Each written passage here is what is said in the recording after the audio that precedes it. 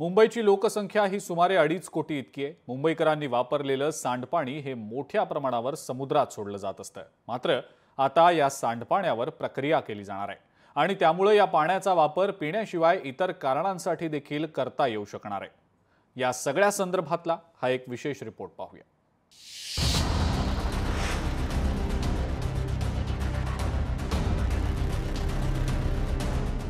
मुंबईत पाण्याच्या नियोजनासाठी प्रकल्प, 7 प्रकल्पात शुद्ध होणार मलजल, शुद्ध झालेल्या पाण्याचा वापर होणार।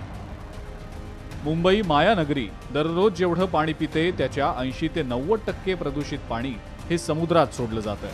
मुंबईमध्ये दररोज तयार होणाऱ्या 2500 MLD इतक्या प्रदूषित पाण्यावर प्रक्रिया करणारी एकूण 7 केंद्र मुंबई महानगरपालिकेकडून उभारली जात आहेत। या प्रक्रिया केंद्रातनं शुद्ध होणारं पाणी पिण्याव्यतिरिक्त इतर कामांसाठी वापरलं जाईल, तसंच समुद्रातलं प्रदूषणही यामुळे कमी करता येईल। यापैकी वरळीच्या लव ग्रोव पंपिंग स्टेशनच्या विस्ताराचं काम आता अंतिम टप्प्यात आहे। मुंबईमध्ये अत्यंत महत्त्वाकांक्षी प्रकल्प सध्या कार्यान्वित होत आहे, सध्याचं काम चालू आहे। तो प्रकल्प म्हणजे मुंबईतील जे सांडपाणी आहे, जे मलजल आहे, ते संपूर्ण मलजल शुद्धीकरणाचा हा प्रकल्प आहे। सध्या मी याच ठिकाणी आहे, बँड्रा वांद्रे येथील हा संपूर्ण प्रकल्प आहे। एकंदर मुंबईमध्ये 7 ठिकाणी ह्या प्रकल्पाचं काम चालू आहे। पाण्याची मोठी बचत या संपूर्ण प्रकल्पाच्या माध्यमातून होणार आहे आणि एकंदर हा प्रकल्प सध्या याचं काम चालू आहे आणि संपूर्ण वर्षभरात प्रकल्पातील 2 टप्पे जे आहेत ते आपल्याला सुरू झालेले पाहायला मिळतील। वरळीमध्ये 500 दशलक्ष लिटर मलजल शुद्ध होणार। वांद्रे इथं 360, मालाडमध्ये 454 दशलक्ष लिटर क्षमता, घाटकोपरला 337, धारावीत 418 दशलक्ष लिटर पाणी शुद्ध होणार। भांडुपला 215 तर वर्सोवा इथं 180 दशलक्ष लिटर पाणी शुद्ध होणार।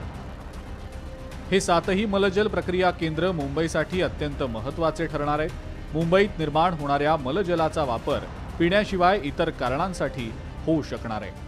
या प्रकल्पांचा फायदा कोणकोणत्या भागांना होईल तेही पहा।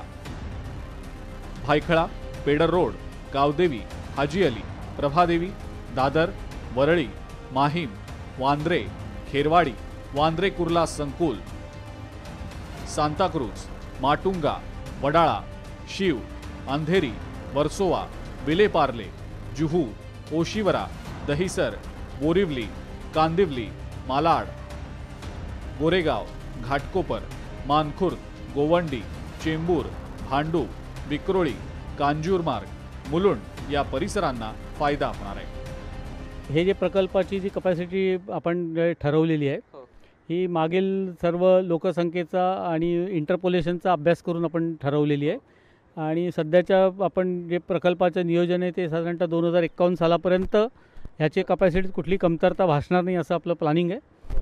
जे पाणी आपलं ह्या प्रोजेक्टच्या नंतर तयार होईल त्या पाण्यातलं जवळ आत्ताच्या प्रोजेक्टप्रमाणे फेजप्रमाणे निम्म पाणी हे आपण रियूजसाठी किंवा पुनर्वापरासाठी वापरणार आहोत। या 7ही मलजल प्रक्रिया केंद्रांची एकत्रित क्षमता ही दररोज 2464 दशलक्ष लिटर इतकी आहे।